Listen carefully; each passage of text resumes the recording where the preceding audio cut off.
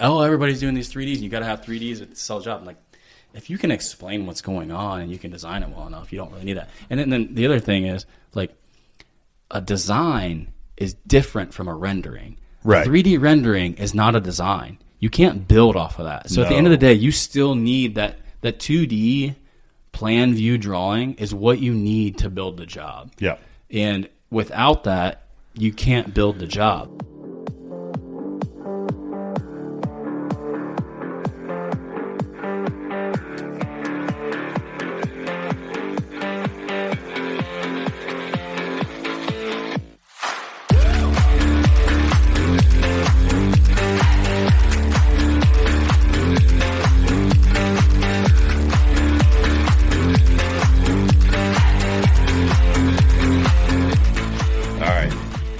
So let's go.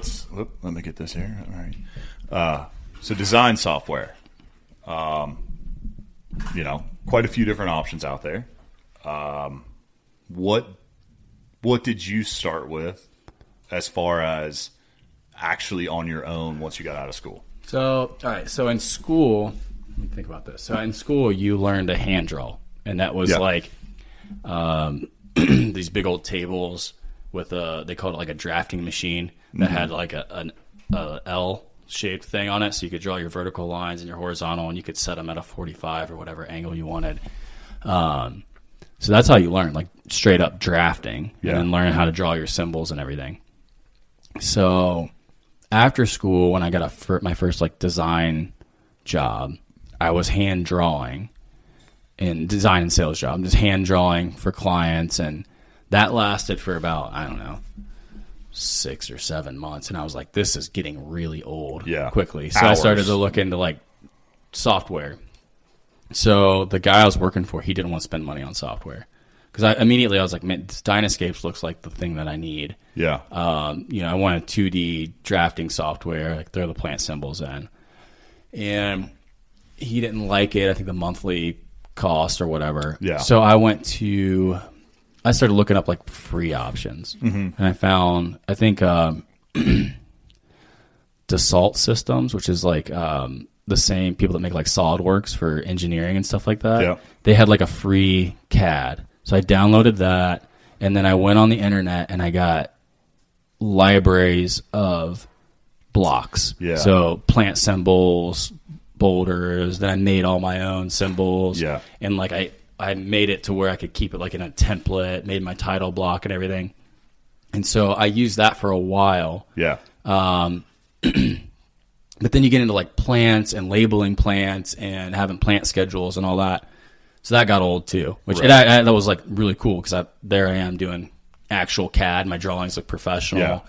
Yeah. But then he finally broke down and we got land effects. Mm-hmm. And then I had plant schedules and real libraries like the plants and all that kind of stuff. Yep. And that's a good program. Yeah. And this was a different version of land effects than what exists. Yeah, because it was like whatever AutoCAD was back then. Like it was AutoCAD LT, which is like the 2D version. Yep.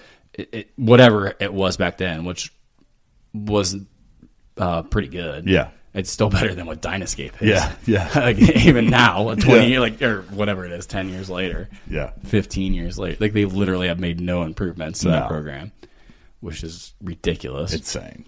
But, so when I started my own business, I love the look of the Dynascape, like the layers and the line weights, and this kind of had that hand-drawn look to it, but still CAD.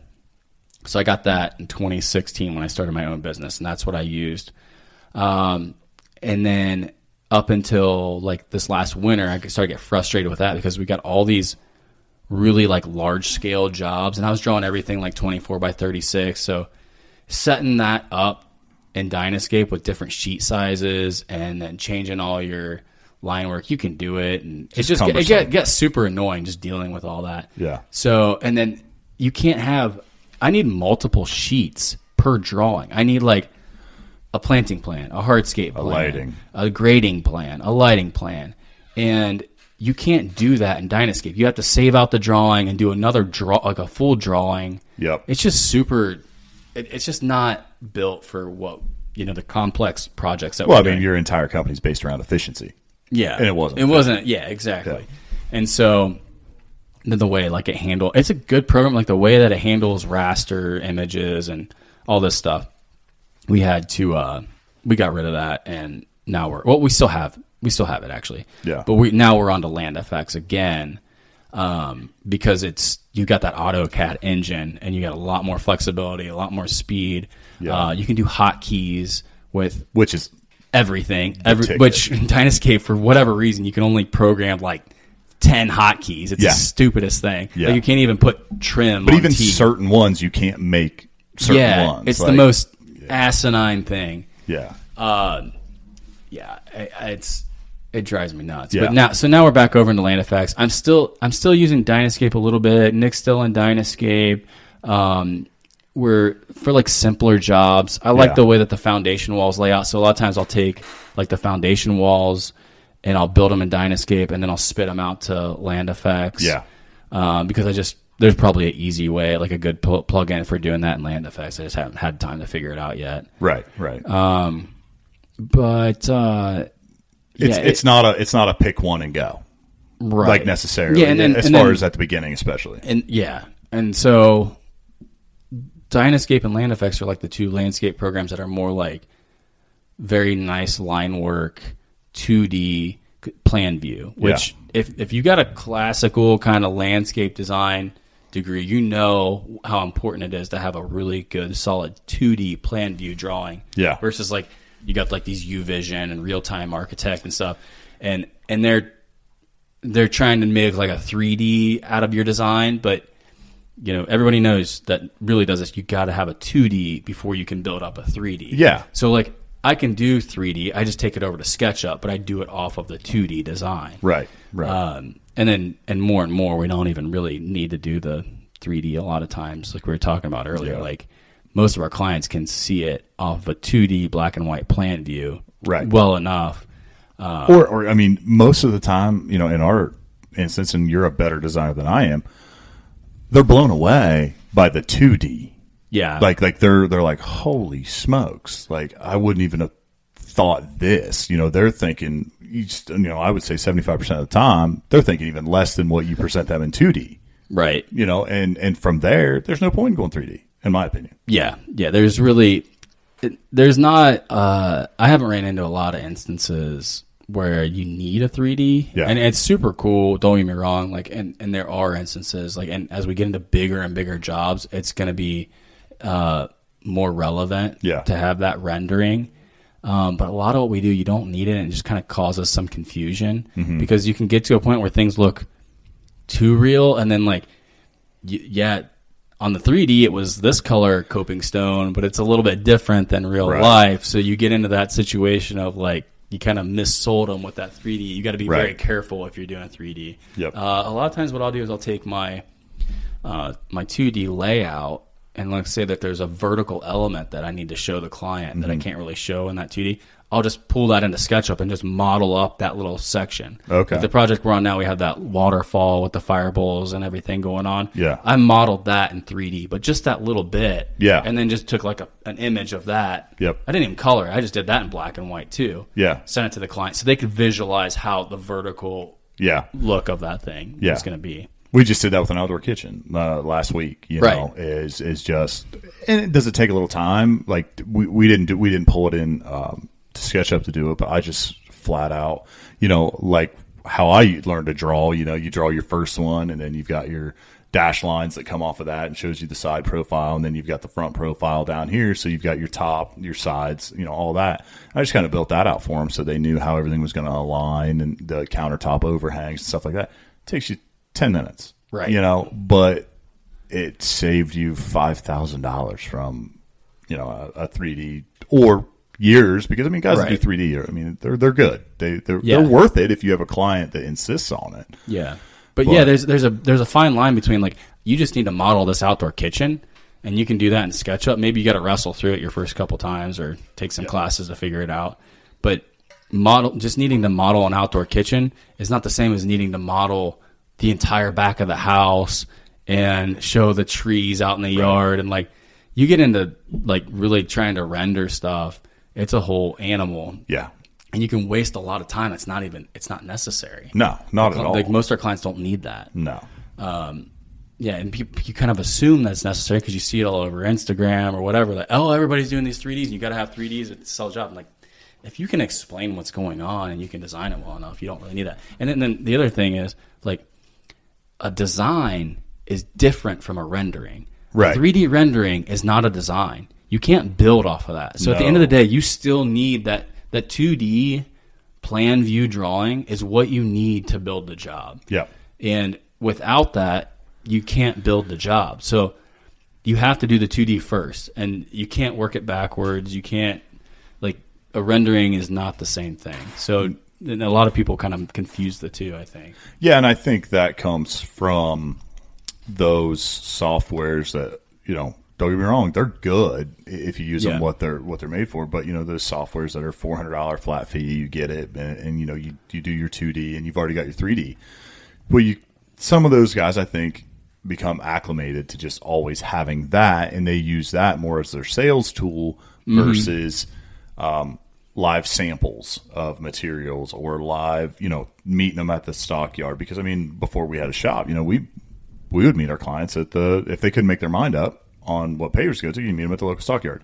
So I think they start relying on that 3D, whereas myself and yourself, we've relied more on our sales process of off of the 2D versus ever really relying on what it's kicking out in 3D. Yeah, and then I don't meet anybody at the stockyard. Yeah, we don't either anymore. Not anymore. And I do not do that stuff. Yeah. If they want to go down there and look at pavers, they can, but I choose the pavers for them. Yeah. And I tell them what they're getting, and not to be pushy. Yeah. But because I'm a designer, I know what's going to look good at your house. And if you don't like it, that's fine. You can pick something different. Yeah.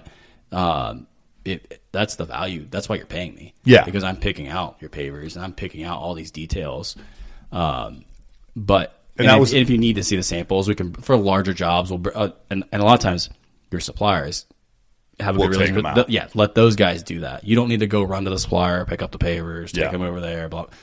They're happy to do that. Your reps are running around all day, and they'll just drop them off for you. And then those guys will pull up, and they'll see the client there, and they'll be like, "You're getting a quote from J Squared, dude. Those guys are awesome." So you get like a second opinion, and yeah, and that's what thing. we when we were. I would originally go pick up. Now I go pick up stuff to keep here. If we're up by them, hey, grab this. I sent Cole the other day to grab 3 or 4 colors to put here. So when a customer does ask that question of like, well, I'm kind of indecisive between these 3. Well, I think Fossil's going to look best. Right. Well, I was kind of wanting to see this one, and it's like, okay, well, we have them at the shop. Yeah. When are you available? And then they swing into the shop, they take a look at them, and you're good to go. But yeah, I would agree with you. Probably in my younger days, I was probably a little too willing to be like, I'll meet you there. And part of it came from, I think the first customer I ever sent on their own to one of our suppliers, like they picked out like Umbriano. Right. And it's like, well, that's one of the most expensive pavers that you can buy. Yeah, that's the thing. That's what you don't want to send, because then and I don't give out catalogs. They start now looking either. At like Teco Block, Clean Block, or whatever. Yeah. It's like, no, I'm not putting that in, dude. Like that's gonna be a mess. Yes. Or not, or whatever their wall block is that's clean that you can't cut without having jaggedy edges. Oh yeah, but you have to build it out as full pieces. Yeah, they see stuff that's not really gonna work on there. So that's the other thing. Like I'll let them you guys go down there. If you want to check something out, just call me while you're there, and we'll talk about it or whatever. Or my favorite thing is like I'll meet you at a client's site. Like if we're getting up into the higher end jobs where we're doing the pool, the patio, the walls, we're doing everything in house. I'll meet you out at Brad's. Brad doesn't care. Come take a look to an old client. Yeah, that's a really good way to do stuff. It is just like because they see it in person, what you've done. You can see all the pictures for days, right? But we've all been people can make pictures look really, really good. And right. then when you see a job in person, it's like, hey, that's a little shitty. But you can see all the detail and the grades and all that kind of stuff. stuff. Or, maybe they're walking around and they go, oh, you know what? We weren't going to do lighting, but yeah. this is good. Like, I want this. You know, we weren't going to do a paver walkway around the house. We were going to do sidewalk, but man, it looks really good when it just runs in together. So, you know, there's a lot of different sales tactics. That's a good point. You can maybe up what they can visualize for their house by sending them over. Yeah. I don't do a whole lot of that, but we do a lot. The builder that I work with that does all the pool houses, he and I kind of tag team on these jobs. Yeah. And he does a lot of that. Yeah. He'll take the client over to a lot of our past jobs and show them. Yeah. So when they're picking out stuff for the house, they come back and they're like, man, I saw this over that other project you did. And right. And it makes a difference. Helps. Yeah, it helps because they can see your work. They can see. And now, mind you, this is once you've got their budget, you know, I mean, this is like a client that's been pretty well vetted on my end, usually before I take them to a client's house. You know, this is like late term. Yes, you probably already signed the contract. Yeah, at this point, we're just doing some final. Like, selections. I'm not taking someone who called me today at 2:00. You know, that I've never heard from. I'm not taking them to one of my best jobs at 3:00. Yeah, there's generally no chance I'm bugging one of my clients to come look at their house if you haven't signed a contract. No, it's just not happening. It's not. Unless we're really getting close. And I think it's a big job. And I think a lot of that has to go back. It also goes back to like the sales process of like, don't get emotionally invested. Like, don't be afraid to lose a client if they insist on that. Don't be afraid to lose a client if they insist on a free design. Don't be afraid. Like, oh yeah, for sure. Like, that's not happening. I had somebody last Thursday. I was doing a bunch of meetings and stuff, running around, and this guy, I think I was like the third person he had met with in his backyard, and he goes, you know, this is what I want, and there, yada yada, this rectangular, you know, patio and columns and landscaping and whatnot, and I said, and he was like, yeah, and you're the third guy I've had out here, and I was like, all right, and I was like, so. You have a landscape design for this, right? Yeah. And he goes, well, no. I mean, that's what. Do you need me to give you a landscape design? I was like, well, I need a landscape design in order to give you a price. Yeah. And he's like, oh yeah. He's like, I guess the other guys didn't really like charge for that. I was like, yeah, but I do. Yeah. And I think it'd be worth your while. Yeah. And he's like, yeah, you really should charge that because it's worth you're going to spend a lot of time on this. It's got to, yeah. All right. And whatever the price was, he's like, yeah, that sounds good. Yeah. And, you know, so I'm competing against two other contractors, but the guy paid me to do a design. Right. So who do you think he's going to be more invested with? Right. And I could have just been like, wow, man, he's got two other guys. If I tell him I'm going to charge a design fee, he's going to tell me to get the hell off his property. You can freak out. But the fact is, if you're just reasonable with people and like say, hey, I got to have something. Yeah. Like, how am I going to show you what I'm proposing if I don't have a design? Just kind of explain it. Yeah. And we just lost a job because we don't do that stuff for free. Yeah, you don't get every one of them. And a lot of people will tell you to screw off or whatever, but I mean, most people respect it. This guy was 100% on board with us, called all my references. You know, my references called me and they were like, man, you know, he's particular. Like, he asked about everything and he did this and he did that. And I was like, you know, cool. And then he ghosts me. Well, then finally, you know, I'm like, you know what? I like feedback. Like, I want to know why we didn't get the job. Yeah. And, you know, so finally, you know, after 2 weeks of him ghosting me, I emailed him and I said, you know, listen, I'd like an answer from you. Essentially, like I don't care that you're not moving forward with the project. I don't care about anything like that. I want to know what caused you to make a different decision. Well, what caused him to make another decision was at the very first meeting for free, a company shot elevations, painted out the yard, you know, went back, plugged everything in, did a design, an aerial view, all this stuff, all of that. Yeah. For free.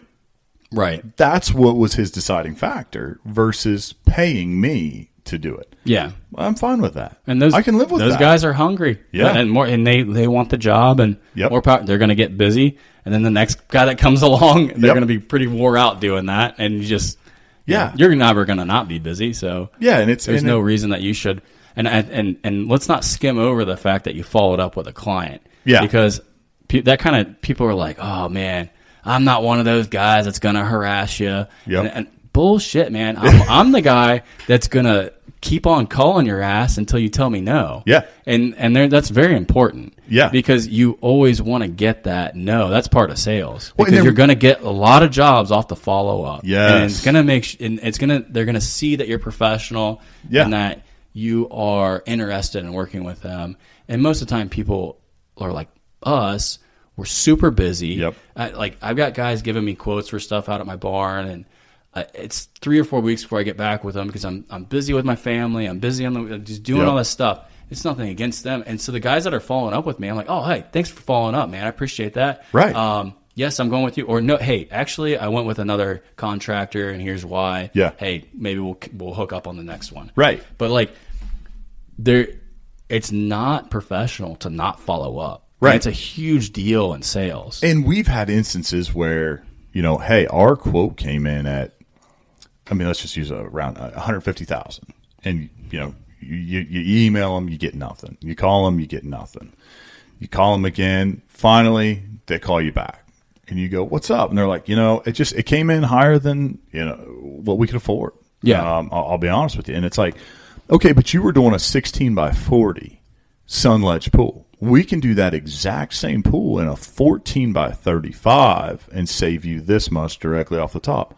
Yeah. Oh, heck, we didn't even know it came in a different size. Exactly. It's like, honestly, that's going to fit better into your space anyhow. Like, you don't always have to just go with the larger model. And now, is that going to happen every single time? No. Are you going to be able to get in contact with every single customer that you quote? No. But if it happens once, it's worth it. Once in 10 times. And you just save them from... Now they understand, oh, man, I'm so glad he called to explain that because I didn't even think to ask that there was another option. Yeah. We just assume that everybody knows that there's all these because this is the world options. we live every day. Right. Oh, of course they know they could have done a smaller pool, or they could have changed to this paver, or we could phase it in. But if you're not going to follow up with them and explain that stuff to them, then you're not doing them a service as a salesperson. No. So that's what you got to kind of get out of your head. It's not about being pushy or options or pressuring people or harassing them. It's about making sure that you've done a good job servicing what they want. Yep. And also getting that feedback. Right. And I think, because I will give it to the guy. He told me, he's like, your pricing was right on par. Like it was the pricing wasn't necessarily a deciding factor with it. Now, do I wish he would have reached out and said, hey, what would you charge me for your own design? Or quite frankly, they did it for you for free. Like you could have just said, hey, can you do this? Right. Like, and I'm sorry, you guys out there doing this stuff for free. If you don't think clients are doing that, you're very mistaken. We went to two meetings 2 weeks ago. The same company had a 4-page packet sitting on both of these clients' countertop. The client had it laying there when I walked in the door. Right. I'm like, so, we're looking at the backyard, we're checking everything out. And they're like, well, I'm like, so what exactly are you looking for? And they're like, well, it's right there. Like, can you do that?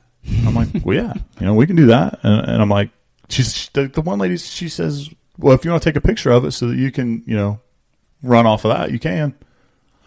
Of course I'm going to run off of that. Like that, you're happy with that. Yeah.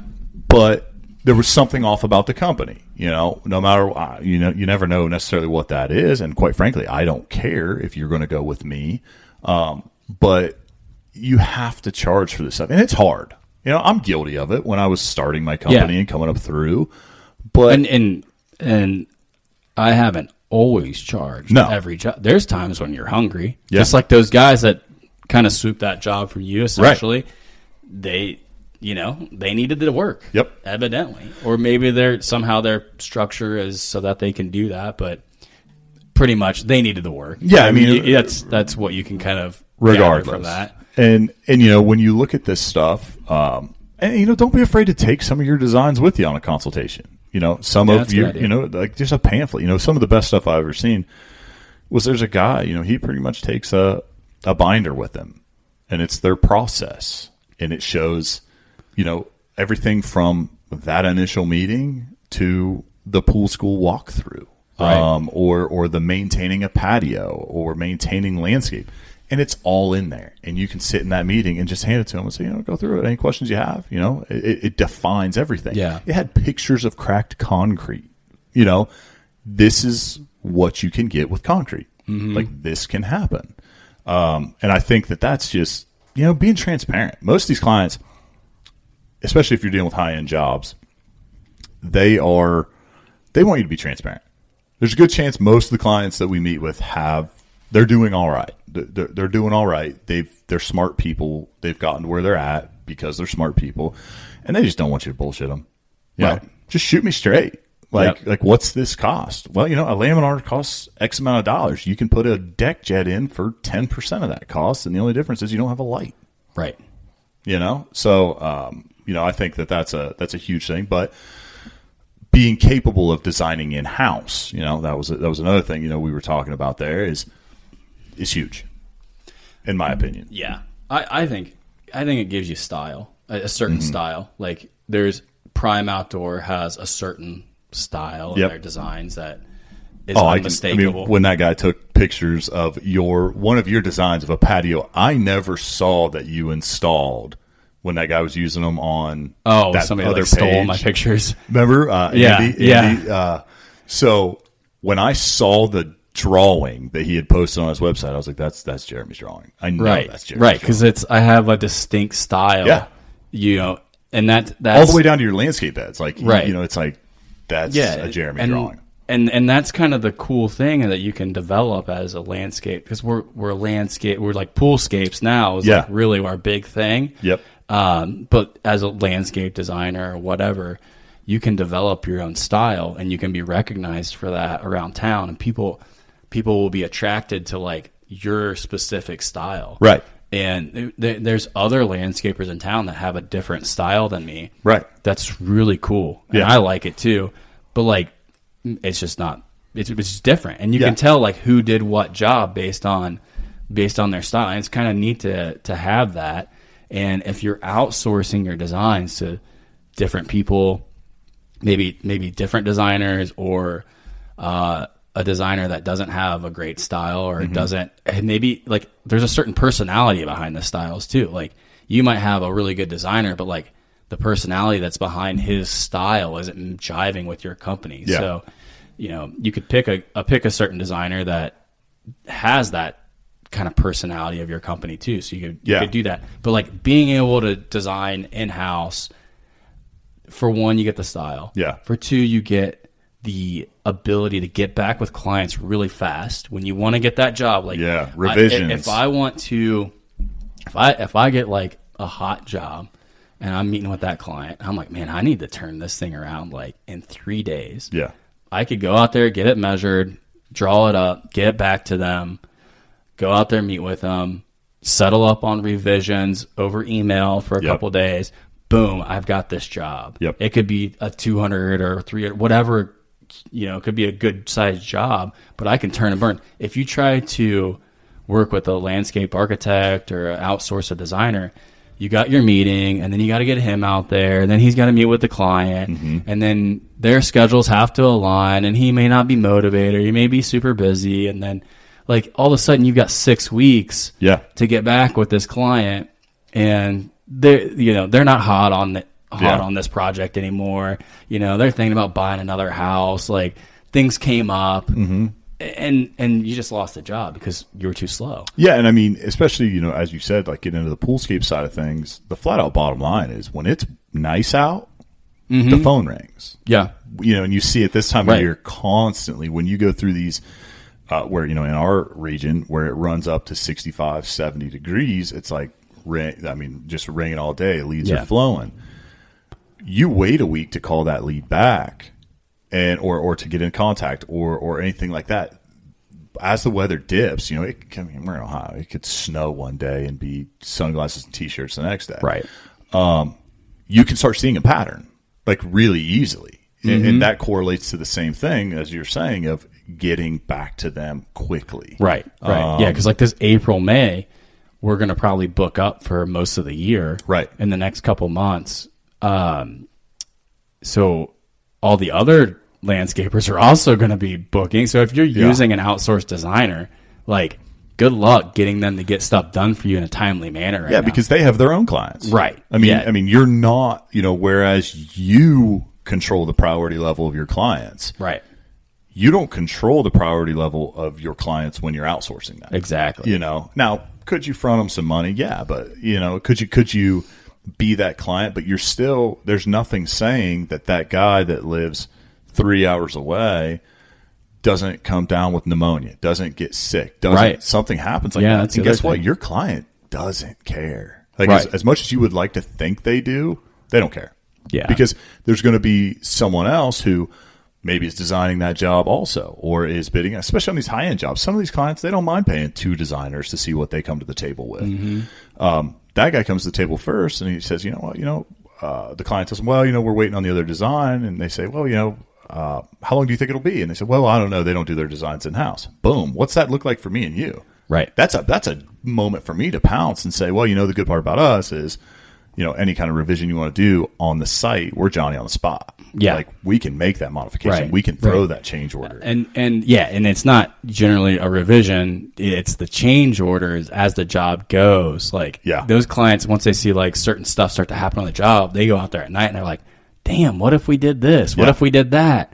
And what's this look like? Right. Yeah. Hey, what would it be? Like we just did, on the job we're on now, there's a big berm that's on the back, and that was a change order. Mm-hmm. And so we were able to design all the plants and the boulders and stuff on that. Boom, change order. Yep. But I could just do that as fast as I wanted to do it and go meet with the client. I didn't have to get a designer back out there. Or you didn't have to do some crappy hand draw on the design that he had already given you. Yeah, because I'm going to try to save the money. I'm getting a designer back out there. Yeah. There's being a design build company. That's your competitive advantage. Design, build. Yeah. So if you're going to just be a build company, then you've given up that competitive advantage of being a design build company because you're just the builder. Yeah. Regardless of how you're hiring your designer. Right. If you don't have control of them. And if you want to operate as a sub, something like that, that's more of that style, in my opinion. You're just like you said. If you don't have designs in house, one of the most important parts of the project, you're really not doing. Yeah, you're essentially a bid build. I mean, that's what you are at that point, and that's a whole different animal. Yeah. Then you might as well be out, not be doing residential projects at that point, and be doing commercial work. Yeah, you might as well step into that. Right. And I think that but with all this being said, it takes years to understand softwares and layouts and to develop your own little sense of style. Right. And the thing about software, it's like, somebody's like, software you use. Somebody's like, hey, man, your designs are really sweet.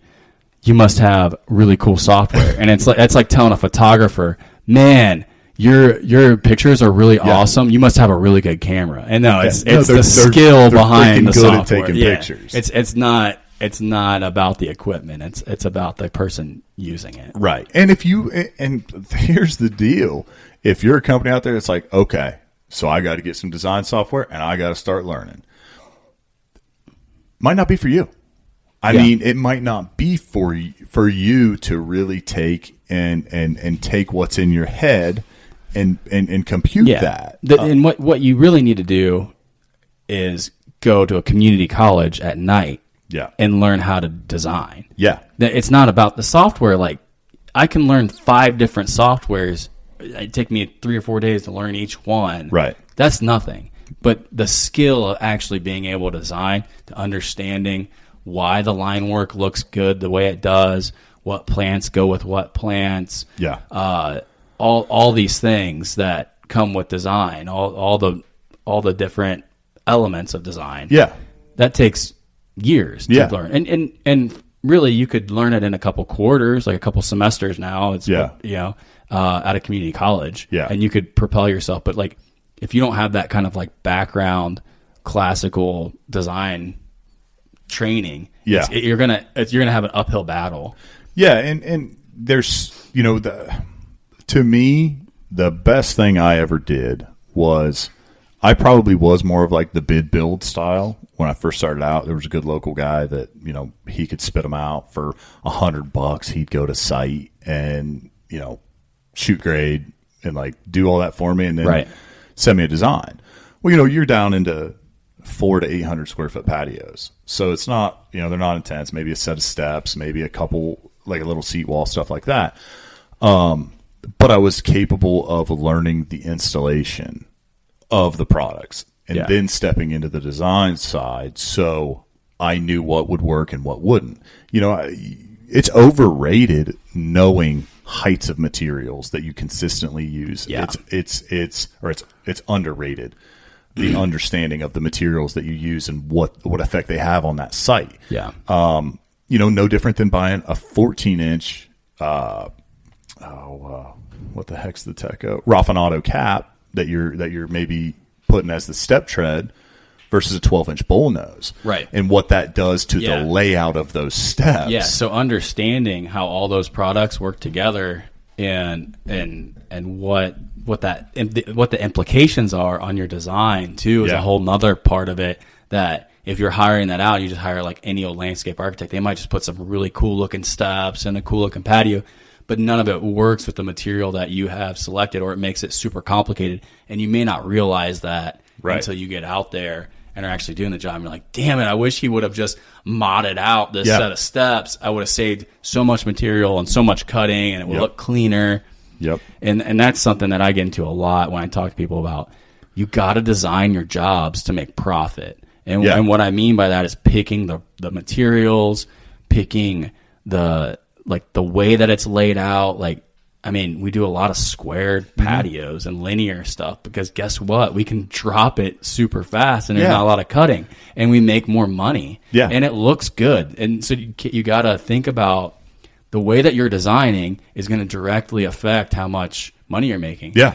A client doesn't necessarily think that they're going to pay more because you got curves and inlays and stuff. No. They may put the same value on my simple square blue grande patio as they did on your super detailed 4 different inlays and definitely like all this banding and curves and stuff. Yeah. We might be charging the same amount, but guess who's making more money?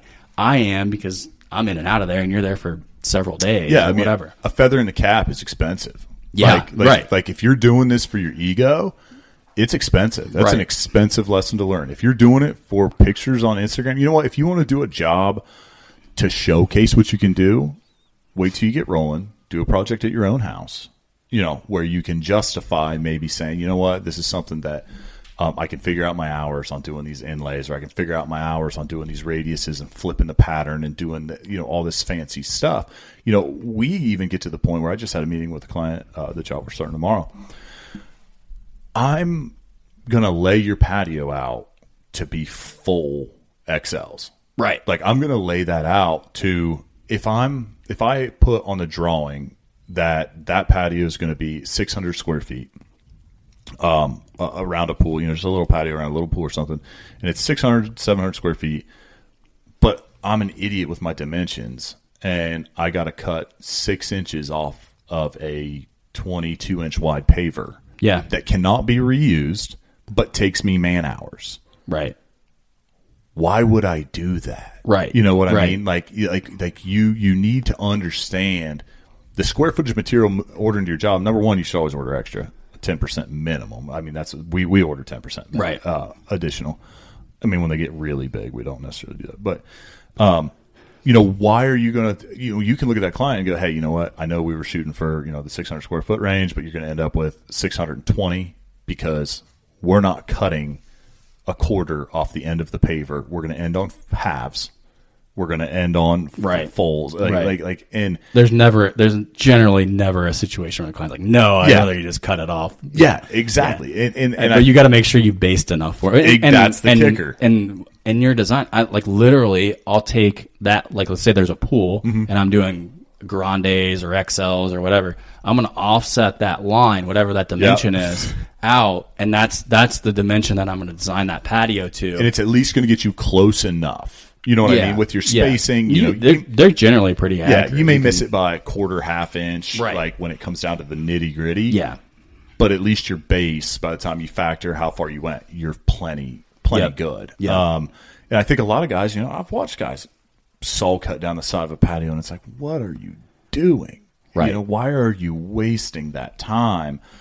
I hate cutting. I mean, I despise it. I mean, yeah, especially after you heard my meltdown the other day about the IQ song. Like, it's so bad. And especially if it's material you're throwing away.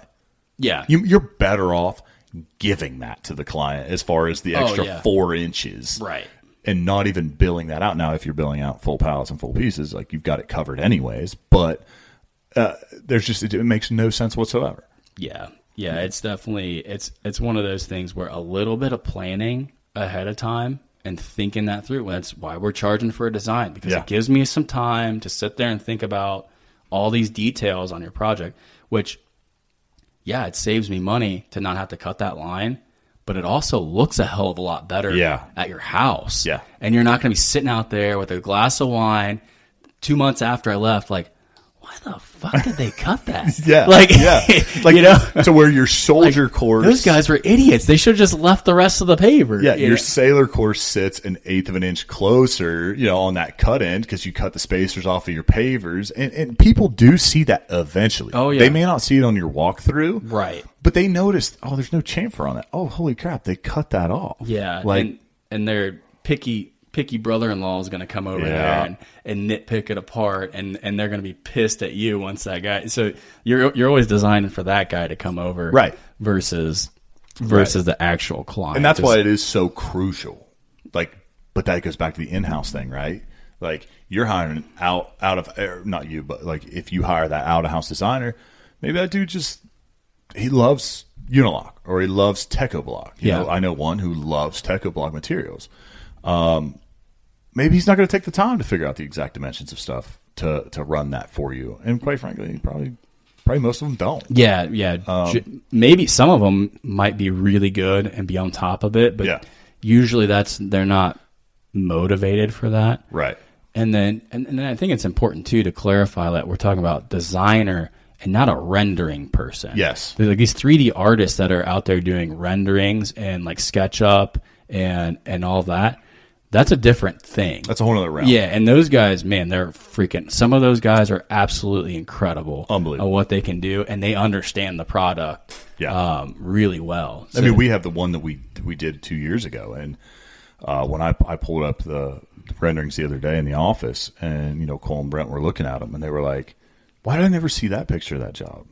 Right. Like, it's like so real. That's the rendering, It's crazy. And it's like, if you have a client that's willing to pay you your markup to do that, full blown, roll with it. Like, it's a cool thing. And honestly, in that situation, which we've only ever done that once, the customer got more excited about it once they seen it that way. Now, that's one out of the last 60. So is it worth putting much time and thought into? No. Yeah. Is it worth being part of your presentation? No. It just depends on, that specific job and how if they need that to visualize, to really see it. Yeah. And some people do. Right. And I think there's value to what those guys do too. But it also, you always want to sell a project with the least amount of input into it. So if I can sell a job that is $500,000 and I didn't even label the plants, I didn't even label the hardscape. Yeah. I just did some line work. I didn't sit there and draw the soldier border in. I didn't do anything. But here's the line work. This is what it is. Here's your proposal. There's no bonus points. No. If I would have done a 3D design on it, I still got the job. It still would have been the same price. Right. Maybe you could make the argument if I could have charged more because I had them more emotionally and connected to it or something, maybe. But at the end of the day, do the least amount of work to get the job is what you should be doing. Right. And don't work to lose money. Yeah. I mean, that's another huge thing with the design and knowing your numbers and doing all, like, it all runs into each other. Right. And you realize, like, at the beginning, you think, I can specialize just in this. And then you realize, I'm lacking here. And then before you know it, you're 10 years into business and you're going, holy crap. Like, everything really was a stepping stone to get to where you are now. Yeah. And you can't really overlook any of them unless you really do want to be that bid build guy. But again, if you're that bid build guy, go do commercial work. Yeah. I would recommend it's going to be a lot more lucrative. Yeah. hanging out in, it's a whole different style. Hanging out in residential land. Yeah. Where you're losing jobs left and right to a guy like us. That's design build. Yep. And frankly, we're going to wipe the floor with you. Yeah. Just if I'm going up against a bid build guy, generally I'm going to wipe the floor with him. He cannot compete. He can't answer the questions. No. He can't service the client like we do. Yeah. It's just, there's no way you can do it. Yeah. And that's what, and we do some, our caveat, there are some hardscape contractors that we will, if we know they do good work, we'll go throw a pool in and walk away, turn it over to them. It is the least time, how do I put that, I guess? I spend nearly no time on those jobs. Right. And those contractors understand that. They understand you better have your design right. You better have this done. This is it. I'm doing this for you to get the entire project, because I may be throwing in $100,000 pool for them to get a $400,000 landscape project, around the entire thing. That's what you're paying for, and your client's paying you to take care of all the BS. You're taking care of this. I'm taking care of that. That works all right. Do I enjoy it? No. Yeah, because for a while you did like just dropping pools and dropping the pool, and then letting somebody else handle the pavers and the hardscapes. Yeah, so I guess at the beginning of the pool thing was we did everything. We did the hardscapes, we did the pools, we did all of it. Then it was like, we got too many pools to put in. We can't do the hardscapes. So we kind of phased out of that, which was good. Was I happy? Probably not. That was my whole model coming into last year and out of last year was can't find or wasn't willing to find the manpower to operate both. So we started doing that, but and it kind of fades back into the style thing was I didn't like the style of what some of the guys were doing or the installation practices of what some of the guys were doing. And you get into these neighborhoods where, well, you did Mike's and you did Wade's and you did Steve's, but now you won't do mine. Right. And it's like, well, I don't have time now because I'm only doing pools. And it was like, you start seeing, I don't know. It just changes your way of looking at things. We do things differently. You do things differently as far as compared to other contractors out there. I would say at this point we are full blown back into the Poolscapes side of it. Right. For two reasons. I essentially demanded, not demanded to the client, but I demanded to myself and to the way we were pricing jobs was we're going to make it worth it. Like, we do better work than these other people. You got to pay for it if you want us to do it. Yeah. And now I can justify doing the $80,000 patio around a pool, the $100,000 patio around a pool. I can justify that work to get back into both of them. And to be honest, it's probably sold 90% of our jobs this year because we design, we do. Yeah. There's nothing in there. And again, I'm not a planting guy. Right. I refer to you on a lot of planting options and things. I will even have to install a lot of these planting jobs to get that whole job. Right. So, but you've become the easy button for your client versus when you're dropping the pool.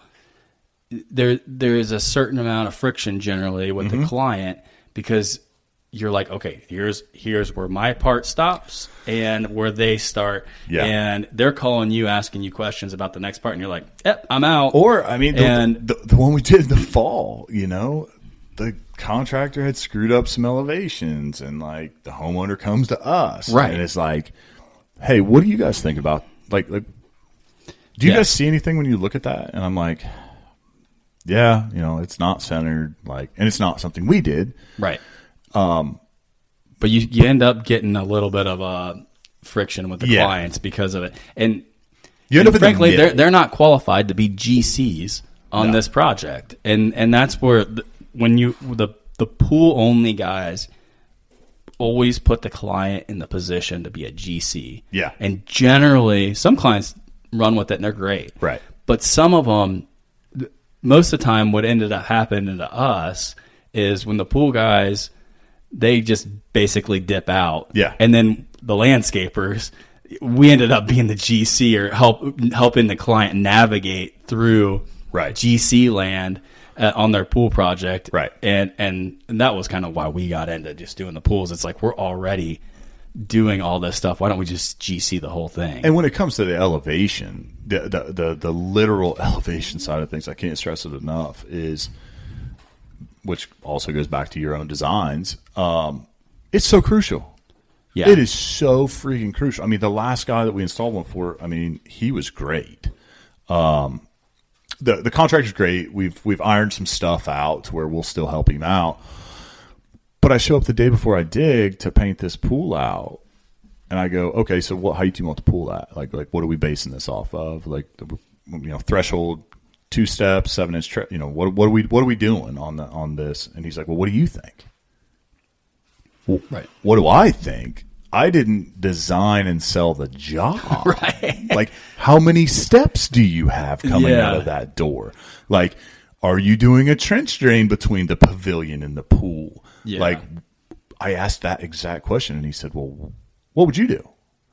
I'm like, okay, so now, and it's not that he didn't know what he should do necessarily. It's just that maybe the effort wasn't there by his designer, which he's a big company, and his designer probably overlooked a few things because they're not traditionally involved in the pool side of it. But it really opened up my eyes to, like, holy shit, these guys don't know. Right. They don't know as much as you think. They do phenomenal work, and they have great-looking jobs. But the process is not without flaw. Right, right. And so, you get into that whole thing of like, okay, but now if I'm going to do this, why didn't I make the $300,000 on the freaking pavilion and the fireplace and all this stuff? Yeah. Right. We as the responsible parties involved, we end up getting sucked into all these decisions. And making sure that things go right, because that's just how we are. Yeah. And that's why it makes sense for us just to run the job, because we get sick of dealing with people who are somewhat either irresponsible or inept or careless. And the bottom line for us is take care of the client. Yeah. We just want to make sure that it's a smooth, easy process. And that's why we do this. The Poolscapes is like, that's like the easy button. Yep. I'm going to quote you this project, and I'm going to take care of the whole thing from literally permits until pool school at the end. And then I'm going to come back and I'm going to do your mulching and take care of this place. I'm going to open and close your pool. Yeah, all that stuff. So that's the beauty of working with somebody like us versus just going with a pool contractor and then realizing, oh, now I got to find an electrician. Yeah. Oh, I got to find a plumber. Yeah. Oh, man, I got to find a guy to grade my yard. Oh, I forgot about landscaping. Yeah. I didn't realize it was going to be this expensive. Yeah. Now here I am, an extra $100,000 in. I had no plan, and they messed something up, so I had to redo that. And, and don't get me wrong. I mean, I'm the kind of guy, I'll lose more money if I go to a client's house and I'm fixing something that another contractor screwed up for them. Not huge money, but if it's something basic, I'm there with my equipment. I can take care of this. It's going to eliminate someone blaming me or any kind of friction. I'll do it in a second, So we're naturally going to do that stuff, right? We're naturally, like I started including 2,000 square feet of sod around every pool. Right. Well, every pool that's getting pavers. I hate land sod. Like I really do.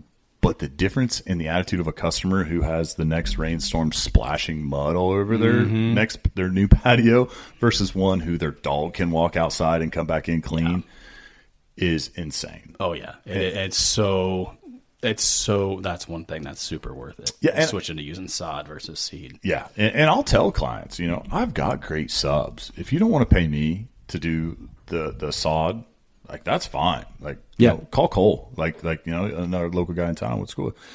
He'll do amazing work. I don't know what his pricing will be. It may be more than me. It may be less than me. I don't keep an eye on that. But hey, if you want to go that route because you want to keep this project under this amount, we can do that. Yeah.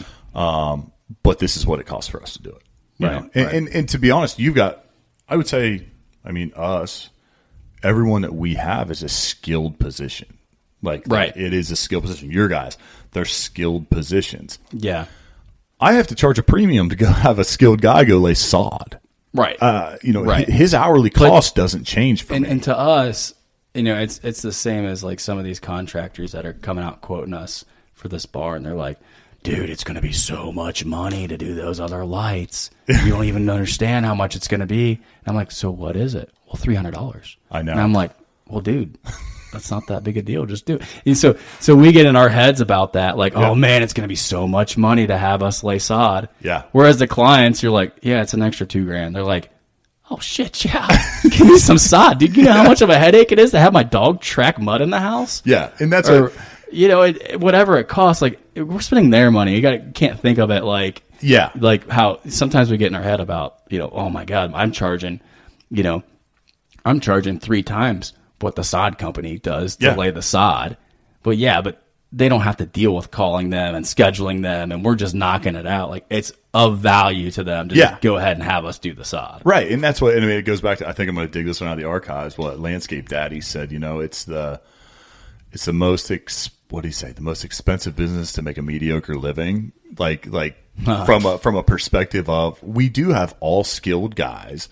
We have expensive equipment. Right. I wouldn't necessarily use the mediocre living quite as much. I mean, you're in control of that. But, I think we do think about it differently because we're just used to that expense. Or we're used to it from a perspective of, well, I know you can get this cheaper. Like I'm telling you, you can hire a landscaper only that will come in and do your downspouts cheaper than me. Right. But you're already here. Just do them. Yeah. Okay. Yeah. And when I have contractors work at my house, actually at my house, like we just did a kitchen. Yeah. And the guy that did our kitchen took care of everything. Yeah. And he hired his subs to come in and do whatever electrical, painting, whatever he was subcontracting out. So he built our kitchen. Yeah. And it was like, that is how it was so easy. And my wife and I, like the whole process, it was just phenomenal. And I probably paid more for it. But I don't care. No. Because I just had to deal with one guy and I got to go about my life. It started and finished. Yeah. And I got to just go about my life and continue on making money, going to work. My kitchen got done. Everything was perfect. I love it. Did I spend a little bit more? I don't know, probably. Yeah. He didn't sit there and tell me that I spent more but whatever. Who cares? Like that. And that's the thing is, like, maybe you're going to spend a little bit more on the front end using a design build Poolscape, like professional at this, but it's worth it because we're going to get it done faster. We're going to get it done on budget. We're going to get it done without all the headaches. Like, you're going to go about your life and you're just going to have a whole backyard Poolscape patio one day, and you're not going to be in this Facebook group bitching about having to sue your contractor because he fucked up your pool. Like, that's the thing. Like, there's a factor in my pricing that accounts for me making sure when you call me and say something's wrong or a piece of coping cracked, a piece of coping came loose, a sailor course on one corner, the brick, Jim drove the lawnmower over that corner and, it kind of kicked that paver out. I'll take care of that. Right. Because that's factored into our jobs. I'm not anticipating it, but you're paying for someone that's going to take care of you long term. And I think they know that. Like, and that's part of what you're paying for too. And that's of value to have to pay a legitimate company that's going to stand behind what they did for you. Yeah. And it's so valuable. Just like your guy with the cabinets, if something happened, probably a very good chance he's going to come and make sure it's taken care of. Yeah. You absolutely would. And that's worth more than saving a couple grand. It is. I mean, you got to think long term. I mean, it's just the way that we think about buying equipment. Like, are we buying the cheapest equipment? No, but we're buying like the most reputable brand and the nicest stuff that we can get for, Right. Right. Is that one good for that, Cole? He left out.